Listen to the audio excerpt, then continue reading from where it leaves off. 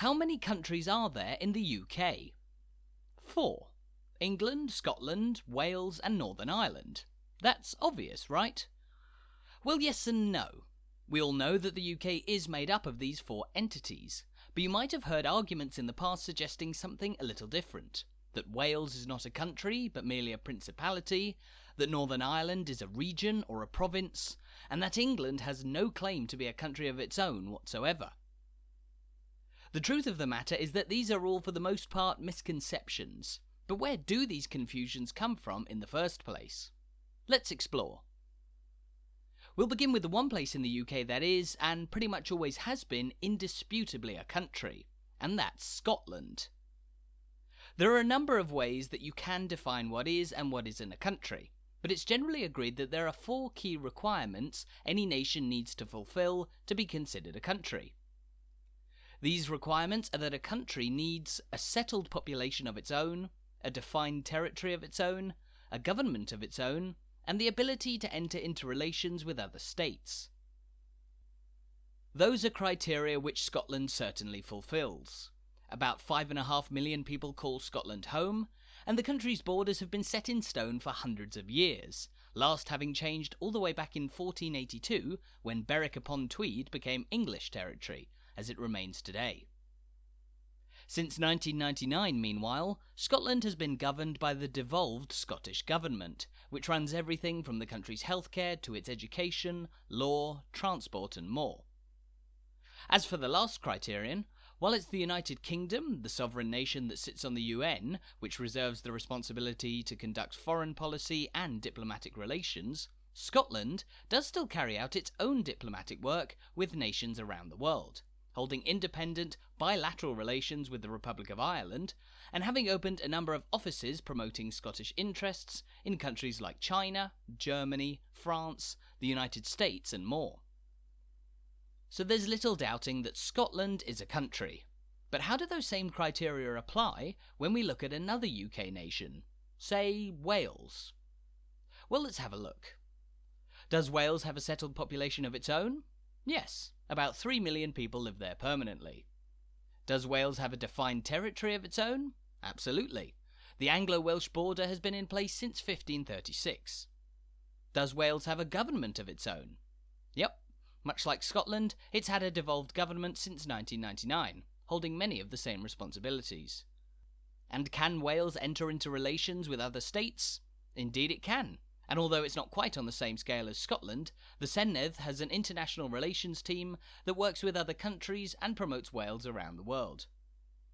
So by those 4 requirements, Wales is indisputably a country. But you might have heard in the past that it's not exactly a country, but a principality. Now the terms country and principality aren't mutually exclusive. Monaco, Liechtenstein and Andorra are all principalities which are internationally recognised as countries. So where does the ambiguity with Wales come in? Well, the independent Principality of Wales, ruled by native Welsh princes, existed a long time ago for much of the 13th century, until Wales was invaded by the English King Edward I, who took full control of it in the year 1283. Despite this, the Principality, albeit under direct rule by the monarchs of England, remained a separate entity until 1542, when Wales was incorporated into England by Henry VIII. Ever since then, Wales has never been a principality, apart from in a ceremonial sense with reference to the Prince of Wales.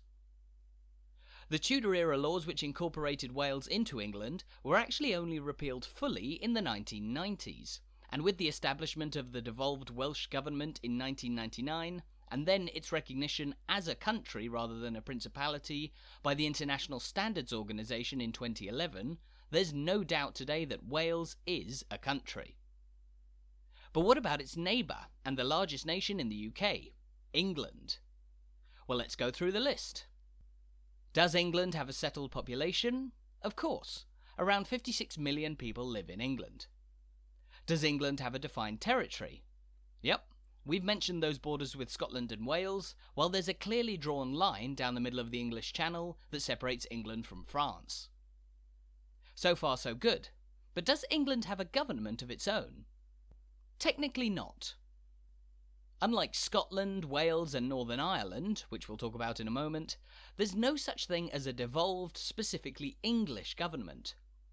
English people elect MPs to the United Kingdom's House of Commons, and while English MPs do make up the overwhelming majority in Parliament, this is in no way a uniquely English governing body, as Scottish, Welsh and Northern Irish MPs are also involved. This is a much discussed issue known as the West Lothian question, which argues that the rights of Scottish, Welsh and Northern Irish MPs to vote on matters that affect only England, for example healthcare and education, is unfair, given that English MPs don't vote on these same matters devolved to the other nations' governments. At present, in 2023, this imbalance still exists, after a short-lived attempt at resolving the issue, known as English Votes for English Laws, was in place between 2015 and 2021, where only English MPs were authorised to vote on matters applying exclusively to England, though this was abolished after it was said to have slowed and added greater complexity to the legislative process. Other suggestions to resolve the West Lothian question include the establishment of a devolved English government, though opinion polls vary wildly as to the level of support for this. Another idea, given England's size and large population, is greater devolution to cities and regions, in the vein of the London Assembly, although there's been little progress on this elsewhere in the country. So in short, England doesn't have a government of its own, and that would mean it doesn't fulfil the criteria to be judged as a country, at least not on the same level as Scotland or Wales. But what about that fourth requirement? Can England enter into relations with other states? Independently of the UK? No, given its lack of separate government. So despite only fulfilling 2 of the 4 key requirements for statehood, why do we still usually refer to England as a country? Well, of course, for much of its history, the Kingdom of England was an independent country, and it was only in 1707 and the Act of Union with Scotland that it ceased to exist on its own, instead becoming what's known as a constituent country of what was then the Kingdom of Great Britain and what's today known as the United Kingdom. When we say that Scotland, Wales, England and Northern Ireland are all countries, we're actually referring to the fact that they are constituent countries, countries that make up the United Kingdom, which is the sovereign country on the same level as the likes of France, Japan or Australia. But the title constituent country still courts a little controversy in the smallest of the UK's nations, that being Northern Ireland. Let's quickly go through the 4 requirements first. Just under 2 million people live in Northern Ireland. That's a settled population. Despite being largely invisible on the ground, Northern Ireland does have defined borders with the Republic of Ireland. Northern Ireland does of course have its own government too, established in 1998 as a result of the Good Friday Agreement. And finally, does Northern Ireland have the ability to enter into relations with other states? Yes, there's an international relations team within the government, and there's even a specific Northern Ireland Bureau which was set up in the Chinese capital of Beijing. So, on the face of things, Northern Ireland, like Scotland and Wales, fulfills all the requirements for statehood. But this all comes with an important caveat. Since its creation back in 1921, Northern Ireland has been dominated by discussions on the Union, whether it should be part of the United Kingdom or part of a united Ireland. You'll no doubt know that these discussions are continuing to this day.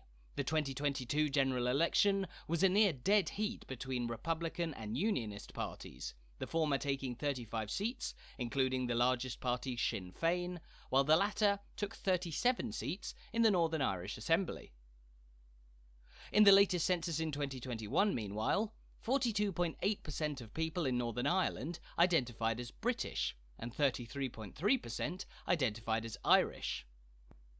31.5% did identify as Northern Irish, an increase that signals the growth of a unique Northern Irish identity. But Northern Ireland is still not universally referred to as a country.